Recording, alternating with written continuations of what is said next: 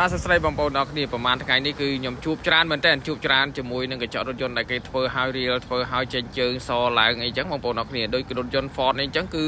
គាត់ហៅមកអត់កញ្ចក់ឡានមួយទៀតទេតែដល់ពេលឃើញកញ្ចក់រថយន្តរបស់គាត់ចេញជើងស្វាចដល់ពេលចឹងទៅគាត់ក៏ហៅយើងឲ្យធ្វើការជួសជុលបន្ថែមទៅតែបញ្ជាក់ជាមួយរថយន្តនេះគឺគាត់ធ្លាប់បានជួសជុលជាមួយនឹងគេបានម្ដងហើយ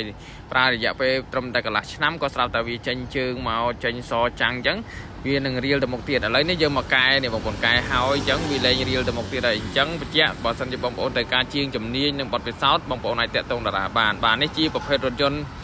ត្រៃតុនដែលគាត់មានបញ្ហាស្រាំឆ្នោតប្រហែលជាមួយថ្នាំងដៃជាង72ថ្នាំងដៃហើយបងប្រុសជឿជាក់លើភ័យតារាជំនាញកញ្ចក់រថយន្តបៃប្រេសស្រាំដោយប្រើប្រាស់នៅប្រភេទទឹកថ្នាំបាសល្មងធន់មាំជាប់បានយូរមានគុណភាពប្រើប្រាស់បានយូរនិងកាត់ស្នាមបានល្អបើធ្វើការអត់កញ្ចក់រថយន្តរបស់គាត់បងប្អូនមើលទៅឃើញចាំងវែងមែនទែនប្រហែលជា2ថ្នាំងដៃបាទនេះជាស្នាមដែលយើងបានធ្វើការបាញ់បាទកញ្ចក់របស់គាត់វាមានចូលទឹកដែរបងប្អូនអរគ្នាដោយសារគាត់ជិះកាត់ភ្លៀងប្រហែលថ្ងៃហ្នឹងគឺភ្លៀងរហូតអញ្ចឹងបងប្អូនអរគ្នាអញ្ចឹងកុំឲ្យបងប្អូនចំណាយលុយហើយខកចំណាយលុយហើយ